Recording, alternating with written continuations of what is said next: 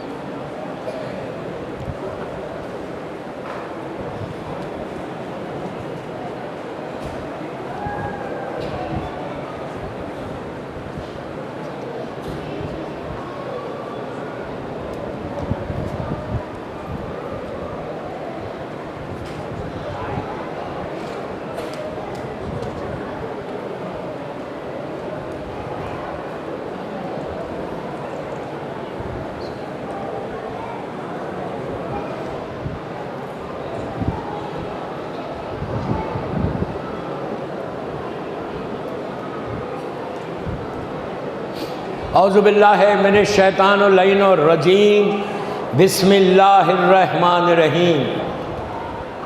الحمدللہ رب العالمین، الصلاۃ والسلام علی الرسول الثقلین، محبوب رب المشرقین المغربین، جد الحسن والحسین ابو القاسم محمد۔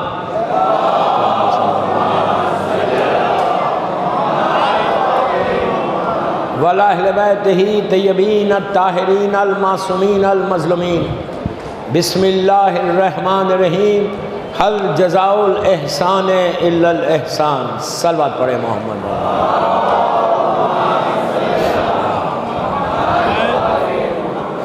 عزاداران امام، قیصر باغ بامبے کی یہ 3rd مجلس ہے اس ٹاپک کے اوپر۔ 3 محرم کا دن گزر گیا، شب 4 محرم آ گئی۔ جو قرآن مجید کا ویری ریکمنڈڈ سورہ ہے، سورہ مبارک رحمان، اس کی یہ مختصر آیت سے میں نے مجلسوں کا آغاز کیا۔ یہ 1444 ہجرہ 2022 کا عشرہ ہے قیصر باغ کا۔ اللہ قیصر بھائی کے درجات کو بلند کرے انشاءاللہ، اور ہم کو بھی توفیق دے، ہم کو بھی سعادت دے کہ ہم بھی کوئی ایسا کام کریں حسین ابن علی کے لیے کہ جو صدیاں چلتے رہے۔ محبان پنجتن کے زیر اہتمام یہ عشرہ ہوتا ہے۔ اللہ کہہ رہا کہ احسان کا بدلہ صرف احسان ہے۔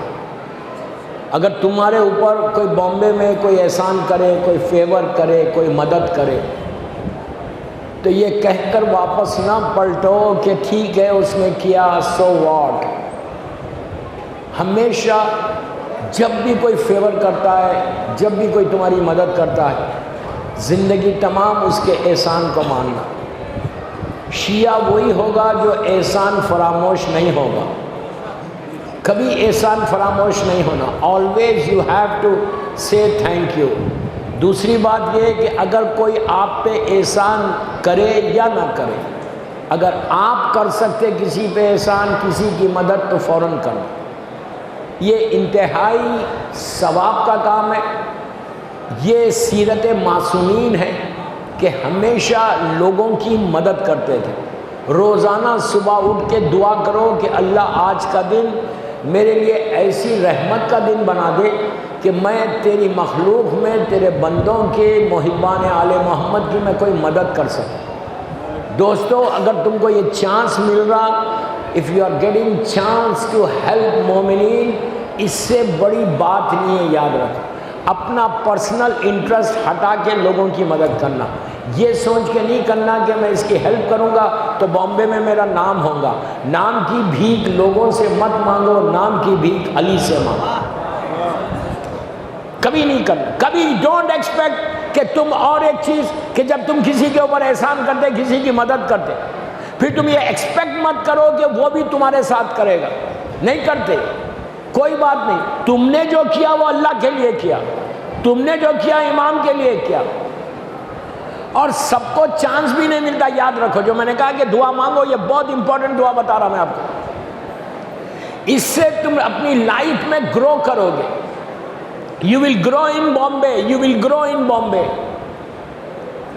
کبھی یہ دعا یہی کرتے رہو کہ اللہ مجھے موقع دے, give me chance to serve the community, give me chance to serve Islam, give me chance to serve مولا حسین.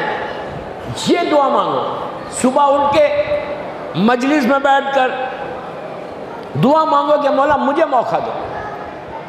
ملینرز ہیں, بلینرز ہیں, میں ان کے ساتھ گھومتا ہوں پوری دنیا میں, بڑے بڑے پیسے والے دولت مند ہیں, موقع ہی نہیں ملتا ان کو. they don't get chance. توفیق اللہ کی طرف سے ہونا. اور جب بھی تم کسی کے ہیلپ کرو گے تم گرو کرو گے, وہ دن تمہارے لیے پیسفل دن رہے گا. اس لیے کہ یہ جو صفت ہے ہیلپ کرنے کی, یہ اللہ کی صفت ہے, معصوم کی صفت ہے. ہر امام ہمیشہ کسی کی مدد کرتے تھے. کبھی مولا یہ نہیں بولتے تھے کہ میں کیوں اس کی مدد کروں, یہ تو میرا دشمن ہے, یہ تو مجھے نہیں مانتا. نہیں, جو بھی آتا ہاتھ پھیلاتا, معصوم اس کے ہاتھ کو خالی نہیں کرتے. یہ صفت ہمارے پاس آنی چاہیے. ہر چیز پیسہ نہیں ہے. ایک روٹی ہے تمہارے پاس, کوئی آ کے مانگتا ہے تو آدھی روٹی دے دو. اس کے بعد دیکھو کہ اللہ تمہاری روٹیوں میں انکریز کتنا کرتا ہے. اس کے بعد دیکھو کہ اللہ تمہاری رزق میں برکت کتنی دیتا. ورنہ تم 1 لاکھ روپے کماؤ گے مہینے میں, اس میں برکت نہیں رہے گی. کل آپ نے سنا کہ اللہ کے رسول جہاں ہاتھ رکھ دیتا تھا وہاں برکت ہوتی تھی. تو اگر سیرت رسول, سیرت امام علی پہ چلنا ہے تو ہمیشہ لوگوں کے ساتھ احسان کرو. شیعہ اسی کو بولتے, نام سے شیعہ نہیں ہوتا, اس کے عمل سے شیعہ پہچانے جاتا. میرا یوتھ کو میرا میسیج ہے تمہارا کہ تم بامبے میں سال بھر تمہارا رزق کھلا ہوا رہے گا, کبھی پریشانی نہیں آئے گی اگر تم اللہ کی مخلوق کے لیے, امام کے چاہنے والوں کی ہیلپ کرو. دوستو, اس سے بڑی سعادت کیا ہے, اس سے بڑا آنر کیا ہے کہ جو صفت اللہ کی ہے مدد کرنے کی, وہ تمہارے پاس آ گئی. کتنی بڑی بات ہے. لیکن بار بار ایک جملہ بول رہا میں کہ اپنے انٹرسٹ کے لیے نہیں کرنا کہ میں اگر بامبے میں اس کی ہیلپ کروں گا تو پورے محلے میں, ڈونگری میں میرا نام ہوگا. کوئی فائدہ نہیں ہے, کوئی فائدہ نہیں ہے. اگر تم نام کے خاطر کر رہے کرو صرف یہ سوچ کے کہ میرا حسین کرتا تھا اس لیے میں کروں, میرا مولا نے کہا اس لیے. ہمیشہ جب بھی منتھلی سیلری لے کر آؤ, اپنی سیلری میں سے ہر مہینے کسی ایک یتیم فیملی کو بامبے میں, کسی ایک بیوہ کو, کسی ایک غریب کو, کسی ایک مسکین کو, میں یہاں بامبے میں کھل کے بول سک رہا, یورپ امریکہ میں نہیں بولتا اس لیے کہ وہاں پہ کوئی غریب نہیں ہے, وہاں سب پیسے والے. ہمارے ملک میں, ہمارے شہر میں کتنے غریب ہیں, کتنے یتیم ہیں کہ جہاں صبح چولہا سلگتا ہے تو شام میں چولہا نہیں سلگتا, صبح میں ایک روٹی ہے تو شام میں ایک روٹی نہیں ہے. اب آپ کی ذمہ داری ہے, تمہارے پاس ہزاروں روٹیاں ہیں, تمہاری بھوک ایک روٹی کی ہے. جو اتنی روٹیاں اللہ نے دی ہے, اتنا جو رزق دیا ہے, وہ کس کے لیے؟ یہ کرو. اس کے بعد دیکھو بامبے میں تمہارے پرابلم سالو ہوں گے. اسٹریس ختم ہو جاتا جب تم کسی کی مدد کرتے. احسان ہمیشہ کرنا, احسان سمجھ کے احسان مت کرو. سیرت امام ہے اس لیے کرو. میں کیا بول رہا ہوں, بات شروع ہوئی کل جناب ابو طالب اور بی بی خدیجہ پہ, یہ 5 دن پڑھوں گا بولا میں نے. کل جناب ابو طالب کے اوپر بات ہو رہی تھی کہ ابو طالب وہ محسن اسلام ہے کہ جس نے اسلام پر احسان کیا, ایسا احسان کیا کہ کلمہ مکے میں باقی رہا ابو طالب کی وجہ سے.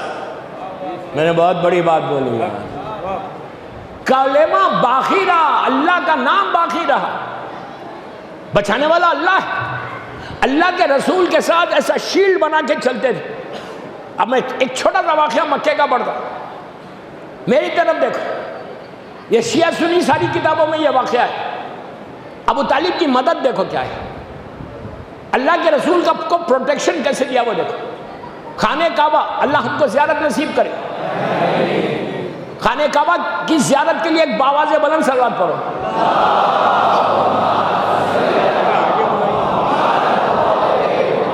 مومنین اگر آپ صلوات پڑھ کے آگے آ جائیں تو بعد میں پرابلم سالو ہو جائے گا. پلیز پیچھے والوں کو بول آپ لوگ بھی آگے آ جائیں, یہ جگہ بہت ہے, رائٹ سائڈ پہ لیفٹ سائڈ پہ, پلیز آگے آئیے, پھر بعد میں پھر آپ کو آنا پڑے گا. ابھی آگے آ جاؤ پلیز, میں ریکویسٹ کر رہا ہوں ایک صلوات پڑھیں بآواز بلند اور آگے آ جاؤ.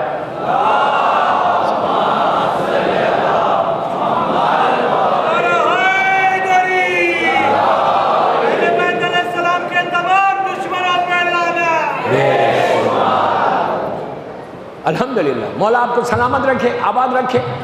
مولا حسین کے نام پہ امام زمانہ کی سلامتی کے لیے بآواز بلند صلوات پڑھو.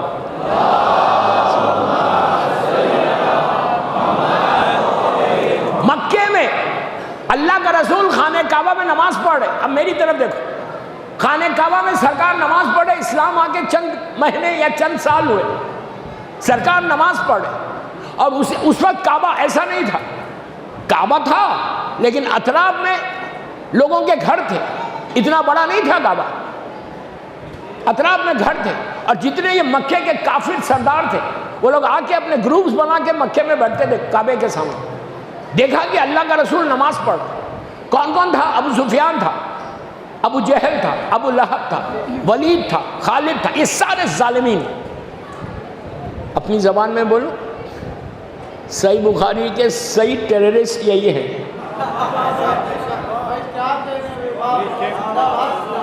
میں نہیں بول رہا, صحیح بخاری بول رہی.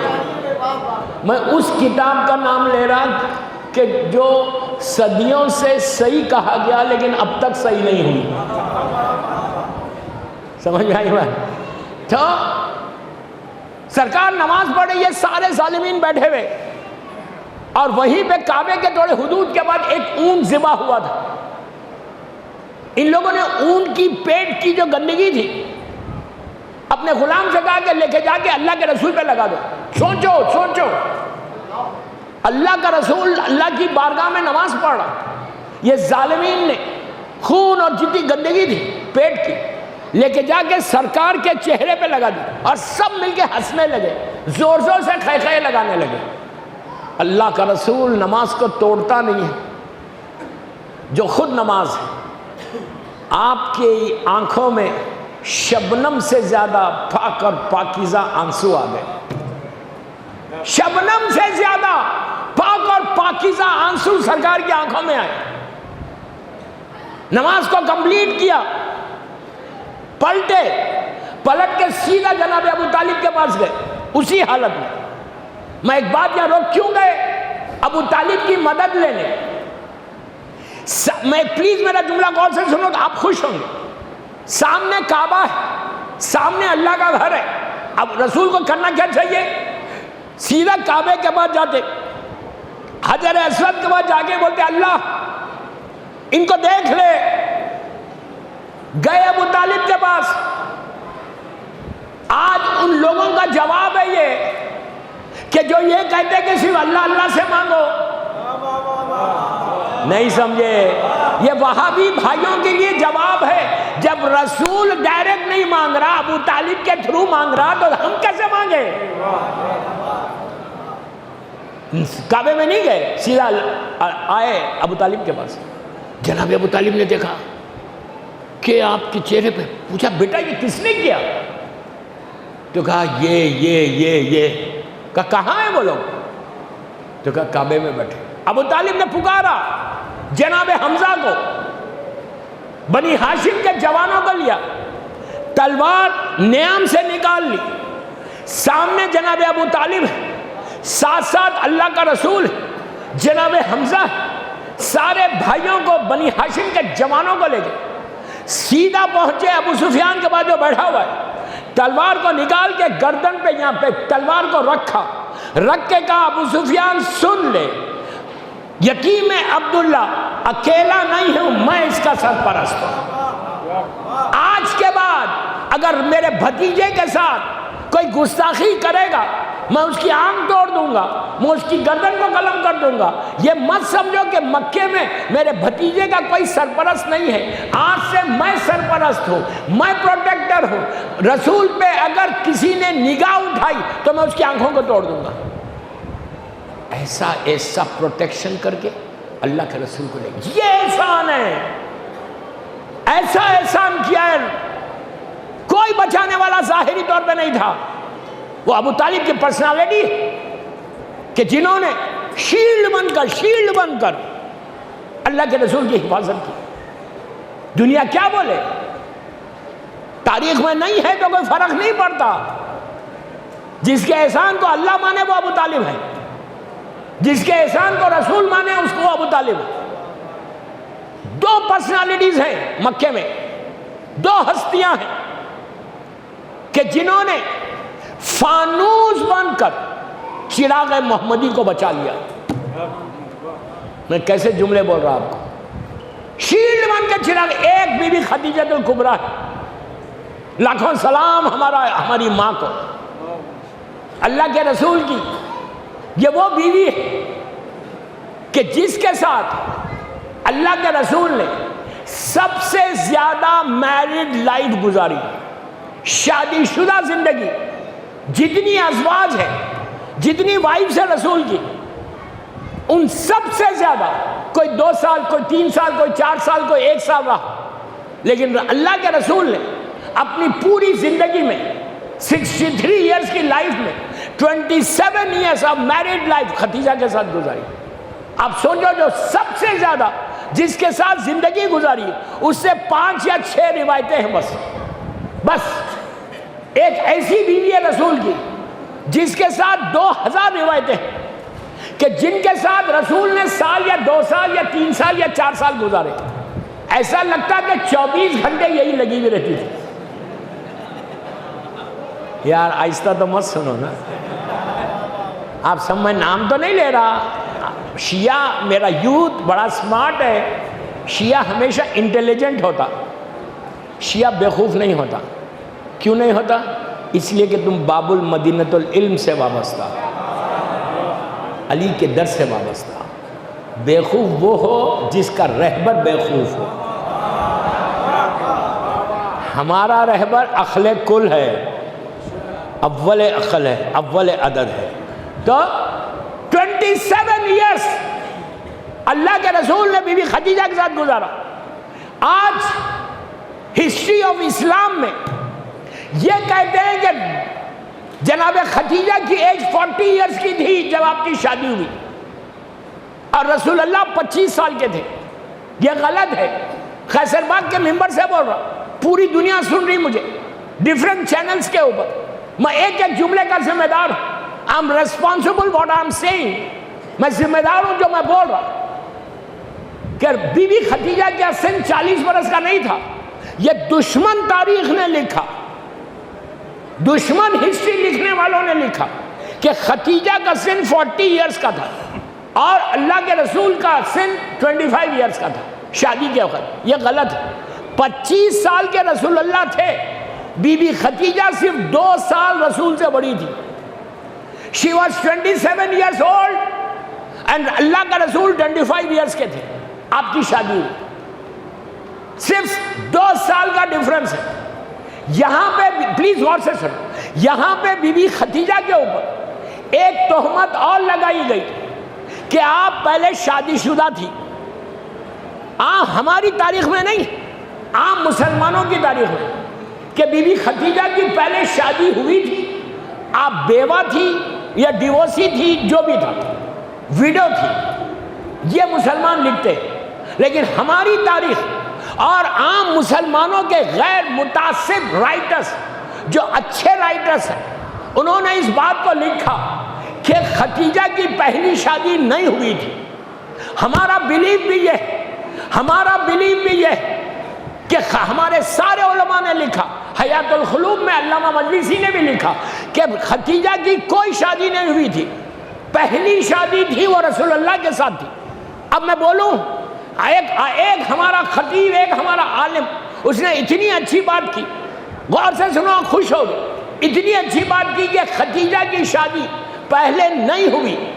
اس لیے نہیں ہوئی کہ خدیجہ ماں بننے والی تھی فاطمہ کی. بی بی فاطمہ کی ماں بننے والی ہے تو وہ کسی اور کے پاس نہیں جا سکتی. یہ سند دیو نا. جناب خدیجہ کی شادی کیسے ہوئی پتہ ہے رسول سے؟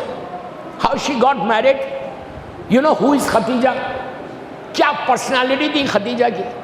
آپ کو معلوم جناب خدیجہ الکبریٰ عرب کی ریچسٹ لیڈی آف دی عرب تھی، مڈل ایسٹ، ریچسٹ لیڈی، ملکۃ العرب. اس سے زیادہ دولت پورے عرب میں، پورے مڈل ایسٹ میں کسی کے پاس نہیں تھی جو خدیجہ کے پاس تھی. اتنی دولت تھی. آپ بزنس وومن تھی، آپ کا بزنس تھا بی بی خدیجہ کا. آپ کے پاس 70,000 کیملز تھے، اونٹ. آپ بولیں گے آج کے زمانے میں اونٹ کی کیا ویلیو ہے؟ یہی بولیں گے نا. اس زمانے میں ایک کیمل 40 فیٹ کا کنٹینر، جو آج کسی کے پاس اگر 40 فیٹ کا کنٹینر ہے تو وہ 40 فیٹ کا جو کنٹینر کام کرتا وہ ایک کیمل کام کرتا تھا. اس زمانے میں موڈ آف ٹرانسپورٹیشن، سمجھ رہے موڈ آف ٹرانسپورٹیشن؟ ایک جگہ سے دوسری جگہ، جیسا آج آپ دیکھتے کہ کنٹینرز جاتے رہتے ٹریلرز کے اوپر، ایک جگہ سے دوسری جگہ سامان شفٹ ہوتا. اس زمانے میں اونٹ پہ ہوتا تھا. تو آپ کے پاس 70,000 کیملز تھے. میں اپنی ہسٹری نہیں بول رہا. آپ سوچو گننے بیٹھیں گے تو آپ دن نکل جائے. 70,000 کیملز آپ کے پاس تھی. آپ کا بزنس کہاں تھا؟ آپ مکے میں رہتی تھی، مدینے میں، سیریا میں، یمن میں، ایران میں، افریقہ میں، ایجپٹ میں.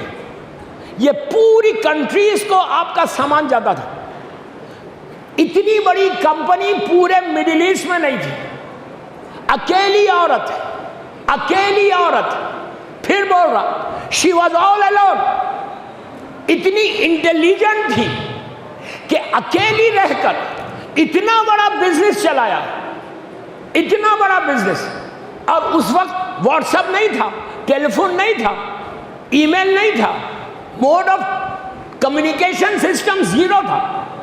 زیرو کمیونیکیشن سسٹم میں اتنی انٹیلیجنسی سے، اتنی ذہانت سے خدیجہ نے بزنس کو ایکسپلور کیا کہ پورے مڈل ایسٹ میں آپ کے اونٹ جاتے تھے، آپ کے بزنس کاروانز جاتے تھے اور جا کر کام کرتے تھے اور پیسہ لاتے تھے. She was richest lady of the Middle East. عزیزو اتنا پیسہ آپ کے پاس تھا، اتنا پیسہ سر اٹھا کے نہیں چلتی تھی. غرور نہیں تھا، تکبر نہیں تھا. Very down to earth. She was very down. آپ میری انگلش نہیں سمجھ رہے، میں اردو میں بولتا. اتنا انکساری تھی، ہمیشہ سر جھکا کے بعد. اتنی دولت کے بعد آج اگر ہمارے پاس $1,00,000 آ جائیں تو ہم تو سر اٹھا کے چلے بامبے میں. پیسہ آ جائے تو غریب سے بات نہیں کرے، بھائیوں سے بات نہیں کرے. دولت مند لوگوں کا تو یہ حشر ہے. جب زیادہ پیسہ آ جاتا تو ہاتھ بھی وزن ہو جاتا، کوئی سلام کرے تو ہاتھ بھی نہیں اٹھتا. اتنی دولت کے بعد خدیجہ اس بیوی کا نام ہے کہ اتنی ڈاؤن ٹو ارتھ ہے، اتنی انکساری ہے. سر جھکا کے بعد لوگوں سے پیار سے بات، سافٹ سپوکن. تھوڑا سٹیٹس آ جائے ہماری زبان بڑھ جاتی، سر اٹھا کے چلتے. یہ چیزیں سیکھو مجلسوں سے. ہماری ماں خدیجہ کی سیرت یہ ہے. کوئی نہیں پڑھتا، اس لیے میں یہ بیوی کے حالات پڑھ رہا کہ معلوم ہونا چاہیے کہ ہماری ماں کا کیریکٹر کیا تھا. اور ابھی اسلام نہیں آیا. پھر بول رہا ابھی اسلام نہیں آیا. اتنا پاک اور پاکیزہ پیسہ تھا خدیجہ کا، اتنا پاک اور پاکیزہ پیسہ کہ آپ کو مکے کے کافر طاہرہ اور صدیقہ کہتے تھے. طاہرہ اور صدیقہ یہ لقب میری شہزادی کے ہیں. مظلوم بی بی زہرا کے لقب ہے. مظلوم بی بی زہرا کو بھی طاہرہ اور صدیقہ کہتے ہیں. اصل میں یہ لقب ان کی ماں خدیجہ کو کافروں نے دیا. طاہرہ کے معنی پاک اور پاکیزہ، کلین. صدیقہ کے معنی سچ بولنے والی. سوچو کافر اگر بولے کہ خدیجہ سچ بولنے والی ہے تو کیا مقام ہے خدیجہ کا. دشمن بول رہا. یہ ہمارے لیے پیغام ہے یہ ہمارے لیے میسج ہے کہ ہم کو بھی یہی بولنا چاہیے. دوسرے لوگ بولنا کہ یہ علی کا شیعہ، یہ حسین کا عزادار ہے، یہ ہمیشہ سچ بولے گا. تمہاری ڈے ٹو ڈے لائف میں، تمہارے بزنس میں، تم آفیسز میں تم اتنے سچ بولنا. امام علی بولتے ہیں کہ میرے شیعہ کی پہچان سچائی ہے، آنیسٹی ہے. میں یوتھ کو بول رہا، تم اپنے کیریکٹر کو ایسے ڈیولپ کرو، اپنے کردار کو اتنا بڑھاؤ کہ لوگ بامبے میں جس محلے میں تم رہتے، جس بلڈنگ میں تم رہتے، جس ایریا میں تم رہتے، جس اسکول اور کالج میں تم پڑھتے، تو پورا اسکول اور کالج میں آ کے اگر تمہارے پرنسپل کو پوچھے کہ آپ کے پاس 1000 اسٹوڈنٹس ہیں، یہ بتاؤ کہ 1000 اسٹوڈنٹس میں سب سے زیادہ سچ بولنے والا کون ہے، تو وہ تم کو بتائے. یہ شیعہ کی پہچان ہے. مجلسوں سے یہ سیکھو، اس طرح اپنی لائف کو ڈیولپ کرو. ختیجہ کو دشمن بولتے تھے، یہ طاہرہ ہے، یہ صدیقہ ہے، یہ پاک اور پاکیزہ کلین ہے، اور یہ سچ بولنے والی ہے. دوستو ایک بات بولوں یہاں روک کے، آپ بہت خاموشی سے سن رہے نا، اب آپ کی خاموشی کو میں بریک کرتا ہوں. بزنس وومن ہے، بزنس میں بھی جھوٹ نہیں بولا. آج ہم بزنس میں جھوٹ بولتے. مجھ سے ایک سوال کیا گیا کہ مولانا پلیز غور سے سنو، مجھ سے سوال کیا گیا کہ مولانا یہ بتاؤ کیا بزنس میں جھوٹ بول سکتے؟ میں نے کہا آپ مجھ سے کیوں پوچھ رہے؟ گو اینڈ آسک امام علی کو پوچھو. اس نے کہا نہیں مولانا، یہ 21 سینچری، بہت بڑا پیسے والا بزنس مین تھا. اس نے کہا مولانا یہ بتاؤ کہ آج کے دور میں تھوڑا سا جھوٹ چلتا ہے؟ تھوڑا بھی نہیں چلے گا بزنس میں؟ میں نے کہا نہیں چلتا. امام علی پرمیشن نہیں دیتے، اسلام پرمیشن نہیں دیتا. تو اس نے کہا مولانا کیسے، مولانا کیسے پاسبل ہے؟ یہ 21 سینچری ہے، 21ویں صدی میں کوئی بغیر جھوٹ بولے صبح سے شام تک بزنس نہیں کر سکتا. کہیں نہ کہیں تو جھوٹ بولنا پڑتا. میں نے کہا اسلام پرمیشن نہیں دیتا. پیسے والا بزنس مین نے کہنے لگا یہ پاسبل کیسا ہے؟ غور سے سنو. میں کہنے لگا کہ کیا امام علی کے زمانے میں کوئی ان کا چاہنے والا بزنس کرتا تھا اور اس نے جھوٹ نہیں بولا؟ میں نے کہا یس. اس نے کہا کون تھا بزنس مین؟ میں نے کہا بہت بڑا بزنس مین تھا، بہت بڑا. اتنا بڑا بزنس مین تھا کہ کوفے کے بہت بڑے مال میں اس کا شو روم تھا. آپ نہیں سمجھے. اب مجلس کے بعد مال نہیں پوچھنا، مال کا نام نہیں پوچھنا. مومنین مجھے معاف کر دو، پلیز آگے آ جاؤ، باہر بہت مجمع ہے، پلیز آگے آ جاؤ. یہاں پہ بھی جگہ ہے، یہاں پہ بھی جگہ ہے. آئیے آئیے آئیے، اٹھیں بھائی اٹھیں.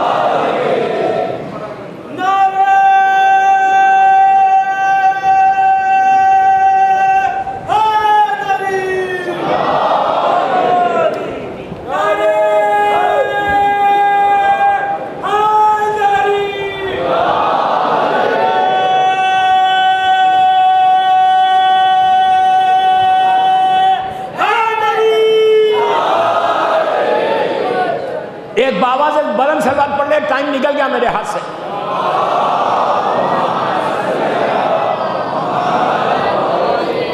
تو اس بزنس مین نے کہا مولانا کیا جھوٹ چلتا؟ پلیز غور سے سنو. میں نے کہا نہیں چلتا. اس نے کہا امام علی کے زمانے میں نے کہا ایک بہت بڑا بزنس مین تھا. اس نے پوچھا اس کا نام کیا تھا؟ میں نے کہا میسم تمار. اس نے کہا میسم بہت بڑا بزنس تھا. میں نے کہا یار کوفے کے بڑے مال میں اس کا شو روم تھا. میں آپ کی لینگویج میں بات کر رہا ہوں، مال وال نہیں تھا اس زمانے میں آپ کو سمجھانے کے لیے بول رہا ہوں. مجلس کے بعد آپ کہیں باہر مجھے پوچھیں گے مال کا نام کیا تھا. ڈونٹ آسک می، میں آپ کی لینگویج میں بات کر رہا ہوں. میں نے کہا بہت بڑا بزنس تھا اور کوفے کے بہت بڑے مال میں شو روم تھا. ہی سیڈ کیا بزنس تھا میسم کا؟ میں نے کہا کھجور کا. اس نے کہا کھجور کا بھی کوئی بزنس ہے؟ پیسہ جب آ جاتا نا کوئی چیز نظر نہیں آتی، ہر چیز میں.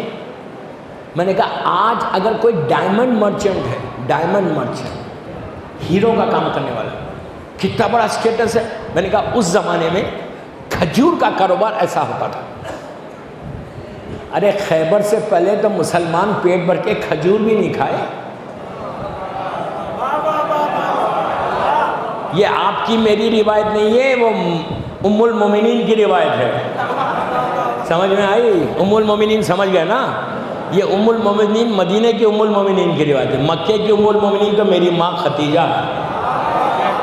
تو ام المومنین کی روایت ہے صحیح بخاری کی کہ خیبر سے پہلے تو ہم نے کبھی کھجور نہیں کھایا پیٹ بھر کے.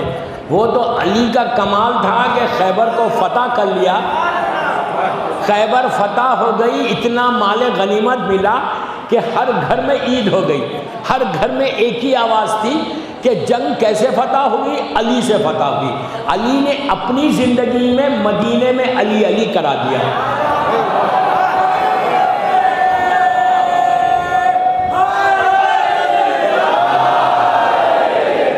مولا آباد رکھے. تو اس نے کہا، غور سے سنو، اس نے کہا کہ کیا میثم نے کھجور بیچا؟ کل کا کھجور آج کا تازہ کھجور ہے بول کے نہیں بیچا. جھوٹ نہیں بولا. ایک کھجور بھی میثم نے جھوٹ بول کے نہیں بیچا. I said no. He said کہ مولانا کیا یہ کتاب میں لکھا ہوا ہے؟ میں نے کہا لکھا ہوا نہیں ہے. اس نے کہا جب لکھا ہوا نہیں ہے تو آپ اتنے کانفیڈنٹلی کیسے بول رہے، اتنے یقین کے ساتھ کیسے بول رہے کہ میثم نے ایک کھجور کل کا تھا یہ کہہ کے بیچ دیا کہ یہ فریش ہے؟ میں نے کہا ان میثم نے جھوٹ بولا نہیں، ایک کھجور بھی نہیں کیا، آدھا کھجور بھی نہیں بیچا. اس نے کہا بزنس مین نے کہ ہاؤ کین یو پروف، آپ اس کو پروف کیسے کر سکتے کہ نہیں بیچا؟ اب سنو، میں نے جواب یہ دیا، میں نے کہا میثم نے نہیں بیچا. میں پروف ایسے کر رہا کہ کبھی کبھی میثم بیزی ہوتے تھے، ان کو بازار جانا پڑتا تھا، مارکیٹ جانا پڑتا تھا، تو وہ امام علی کو بلاتے تھے اور بلا کے کہتے تھے یا علی میری دکان پہ بیٹھ کے آپ 2 گھنٹے دھندا کرو. میں نے کہا علی اس جگہ پہ نہیں بیٹھ سکتا جہاں بے ایمانی ہو.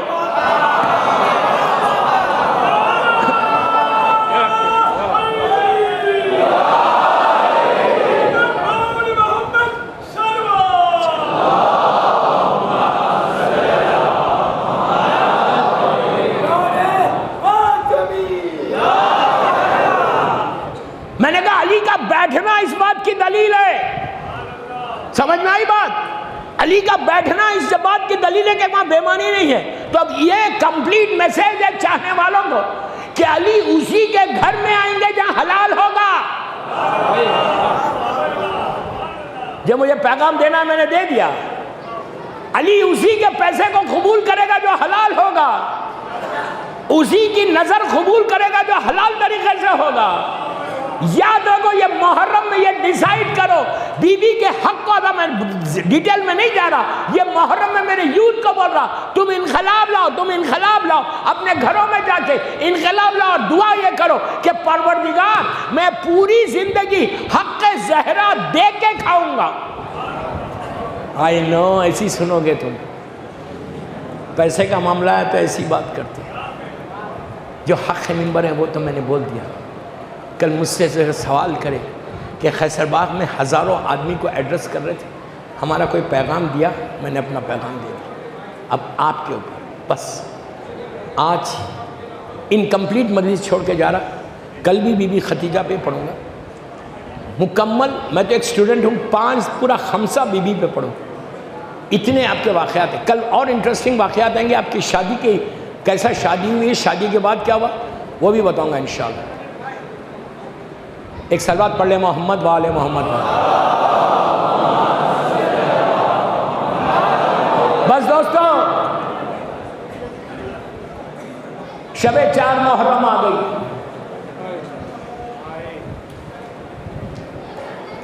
تین محرم گزر گئی، 4 محرم کی رات آ گئی. چند دن اور باقی ہے کہ یہ عزاخانے، یہ رونقیں سب ختم ہو جائیں گی. ہر چیز ختم ہو جائے گی.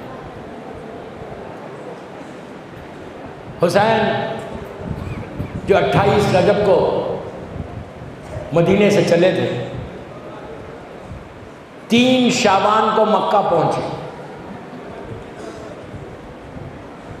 اور وہاں سے 8 ذی الحجہ کو نکلے، حج کو عمرے میں بدل دیا۔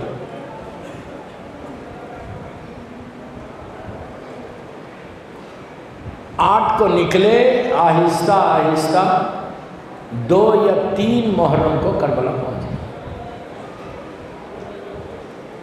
حسین کربلا آ گئے۔ اللہ ہم کو کربلا کی زیارت نصیب کرے۔ مولا حسین کا بڑا آباد شہر ہے، بڑا رونق والا شہر ہے کربلا، جنت کے حصوں میں سے ایک حصہ ہے۔ اب آج کی تاریخ حسین کربلا آ گئے۔ خود سوچو کہ جب فاطمہ کا لال کربلا آیا تو کیسے آیا؟ جب زمین کربلا پہ آپ کا قافلہ پہنچا، جس گھوڑے کے اوپر امام تھے وہ گھوڑا خود بخود رک گیا۔ مولا تو جانتے تھے، مولا نے سواری کو بدلا۔ روایت کا جملہ ہے کہ 6 سواریوں کو بدلا۔ پھر حسین جھک کے زمین سے کچھ خاک کو اٹھایا، سونگا، زمین پہ ڈال دیا۔ ڈال کے بنی اسد کے قبیلے والے ہر طرف سے جو قبیلے والے تھے سب آ گئے۔ ان کو پتہ چلا کہ فرزند رسول کا بیٹا آیا ہے، حسین بن علی آیا۔ پہلی مرتبہ لوگوں نے میرے غریب امام کی زیارت کی، سب آ گئے۔ مولا نے ان سے پوچھا یہ بتاؤ کہ زمین کا نام کیا ہے؟ کسی نے کہا مولا اس کو ماریا کہتے ہیں۔ ایک شخص نے آگے بڑھ کے کہا اس کو شط الفرات بھی کہتے ہیں۔ ایک نے آگے بڑھ کے کہا مولا اس کو نینوا کہتے ہیں۔ مولا بار بار ایک جملہ پوچھ رہے کہ اس کا اور کوئی نام ہے، اور کوئی نام ہے؟ ایک بزرگ آگے بڑھا اور اس نے کہا فرزند رسول اس کو کربلا کہتے ہیں۔ بس دوستو آہستہ رونا نہیں ہے، حسین کربلا آ گئے، کربلا آ گئے۔ کہا کہ مولا اس کو نینوا بھی کہتے ہیں۔ ایک نے کہا مولا اس کو کربلا کہتے ہیں۔ اس نام حسین تو جانتے ہیں، نام کربلا سنا، عباس سے کہا کہ بھیا عماریوں کو بٹھاؤ، اب ہم یہیں رہیں گے۔ بنی اسد والوں سے بلایا اور بلا کے کہا یہ زمین میں خریدنا چاہتا ہوں۔ تو ان لوگوں نے کہا کہ مولا آپ اس زمین کو مت خریدو، یہ زمین کسی کو راز نہیں آئی۔ آہستہ نہیں رونا، میں پیچھے والوں کو بول رہا ہوں، پیچھے والوں کو بول رہا ہوں۔ کہا مولا یہ زمین کسی کو راز نہیں آئی۔ امام نے کہا اب یہ ہم کو راز آئے گی، اب ہم زندگی تمام یہیں رہیں گے۔ عزیزوں خیمے لگائے گئے، خیمے لگائے گئے، سیدانیاں اتری ان سے خیموں میں چلی گئی۔ شہزادی زینب بھی چلی گئی۔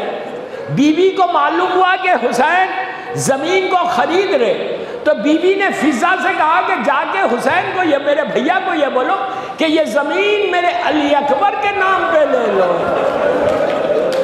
ہائے ہائے ہائے، میرے بچے کے نام پہ یہ زمین لے لو علی اکبر کے۔ کیا معلوم تھا کہ 8 دن کے بعد سینے پہ برچی کھا کے علی اکبر سو جائیں گے۔ آہستہ نہیں رونا، آہستہ نہیں رونا۔ مولا تم کو آباد رکھے۔ اتنا ہزاروں میں مجمع قیصر باغ میں بیٹھا ہوا، محفل محبان پنجتن کا یہ عشاء۔ دوستو ابھی حسین وہیں بیٹھے تھے، زمین کی بات چیت ہو رہی، ایگریمنٹ بن رہا، فضا پھر آئیں، آنکھیں موقع کے آقا شہزادی نے بلایا، بی بی کا نام سنا، مولا حسین اٹھے، اٹھ کر سیدھا خیمے میں گئے۔ شہزادی زینب سلام اللہ علیہ جیسے ہی حسین پہنچے، بی بی نے کہا بھیا یہ کیسی جگہ ہے کہ جب سے آئی ہوں دل بڑا گھبرا رہا، دل بیٹھے جا رہا، اس لیے کہ بھیا تڑپ کے رو گے۔ بی بی نے کہا کہ بھیا یہ کیسی جگہ ہے کہ میرا دل بڑا گھبرا رہا۔ خیمے کے پیچھے سے ایک بی بی کے رونے کی آواز آ رہی ہے۔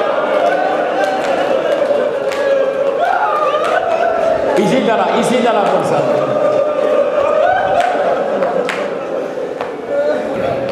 قیصر باغ والوں مولا تم کو سلامت رکھے۔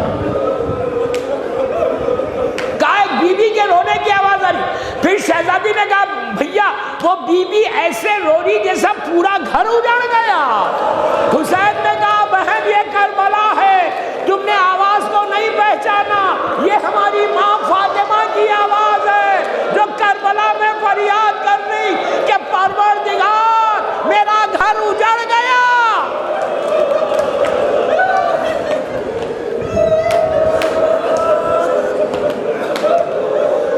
حسین واپس آئے، بنی اسد والوں سے گفتگو ہوئی،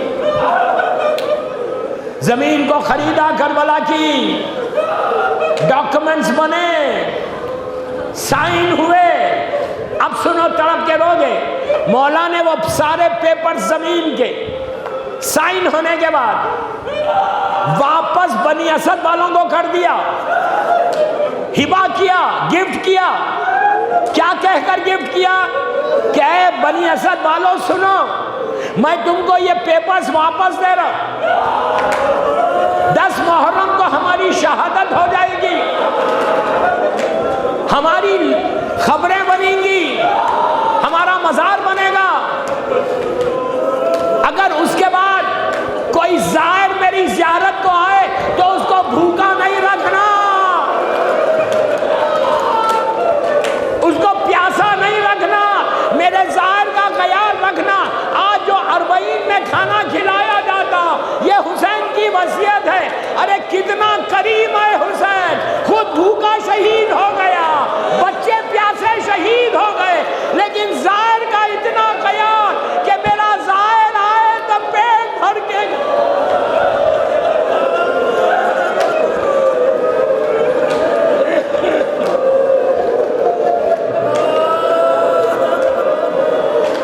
پھر مولا حسین نے بنی اسد والوں کو قریب بلایا، مردوں کو، ان کے جینٹس کو قریب بلا کے کہا سنو 10 محرم کو ہم کو شہید کر دیا جائے گا، ظالمین اپنی نجس لاشوں کو دفن کر کے ہماری لاشوں کو چھوڑ دیں گے۔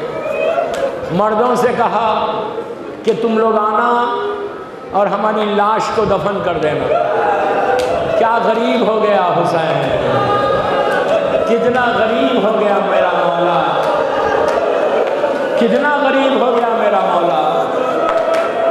اس کے بعد آہستہ مت رہو، آہستہ مت رہو۔ اس کے بعد مردوں سے وصیت کرنے کے بعد حسین نے عورتوں کو بلایا اور عورتوں سے کہا کہ اگر تمہارے مرد حکومت کے خوف سے ہم کو دفن نہ کرے تو تم لوگ آنا، ایک ایک مٹھی خاک اٹھانا، ہماری لاشوں پہ ڈال دینا۔ عزیزوں اب تک آپ نے سن لیا، برداشت کر لیا،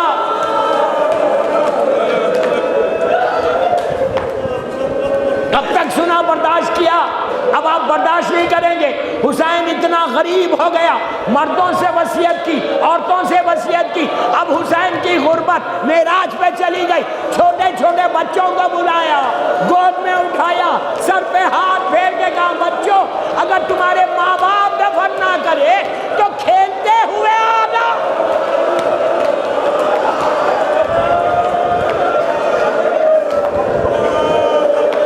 چھوٹے چھوٹے بچوں سے وصیت کی کہ اگر ماں باپ دفن نہیں کرے تم کھیلتے ہوئے آنا، ایک ایک مٹھی کہا کہ ہمارے جسم پہ ڈال دینا۔ بس میں نے مجلس ختم کر دی، مجلس ختم ہو گئی، 2 یا 3 منٹ میں ختم کر رہا۔ عاشورہ گزر گیا، فاطمہ کا گھر اجڑ گیا، چھوٹے چھوٹے بچے ذبح ہو گئے، ظالموں نے علی اصغر کو بھی نہیں چھوڑا۔ حسین کے 6 مہینے کے بچے کو ایسا تیر مارا ظالم حکمراں نے کہ حسین کا بچہ ذبح ہو گیا۔ خالی ذبح نہیں ہوا، جب حسین نے علی اصغر کا مزار بنا دیا تو شام غریبہ میں حرملہ نے اون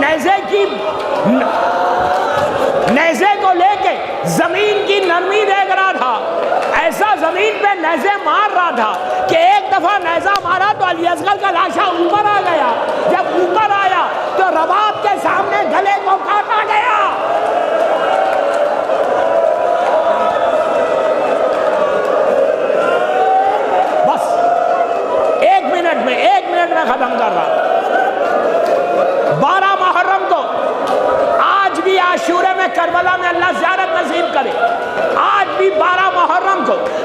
اسد کا قافلے والے آتے اسی انداز سے آتے.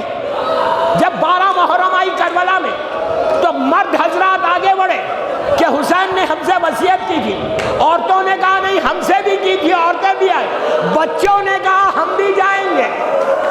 سامنے سامنے مرد, پیچھے پیچھے عورتیں, ان کے پیچھے بچے کربلا کے میدان میں آئے. تو عجیب منظر دیکھا. جو سردار تھا وہ کہتا ہے ہر طرف لاشیں تھی, کسی پہ سر نہیں تھا. ہم پریشان پریشان دیکھ رہے تھے کہ کون ہے, ہم کو نہیں معلوم. کہتے ہیں کہ اس کے بعد ہم نے دیکھا کہ ایک اونٹ پہ ایک قیدی آیا. میں کیا کروں, اونٹ پہ ایک قیدی آیا, ہتھکڑیاں تھی, پیر میں بیڑیاں تھی. اس نے کہا ٹھہرو میں بتاتا ہوں. اونٹ کو بٹھایا, وہ قیدی اترا, ہتھکڑیاں ہٹی, وہ آیا, ایک لاشے کے قریب آیا. ایک جوان کا لاشا تھا, سینہ زخمی تھا. سینے پہ مار کے کہا یہ میرا بھائی علی اکبر ہے.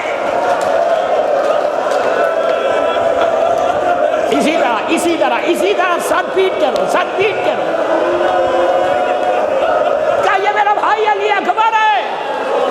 اس کے بعد بنی اسد والے کہتے کہ پھر آگے بڑھا, ایک گٹھری کو کھولا, اس میں لاش کے ٹکڑے تھے. کہا یہ میرا کربلا کا قاسم ہے. ایک چھوٹی چھوٹی میتوں کو اٹھایا, کہا یہ اون محمد ہے. اس کے بعد بنی اسد والے کہتے ہیں ایک چھوٹا سا لاشا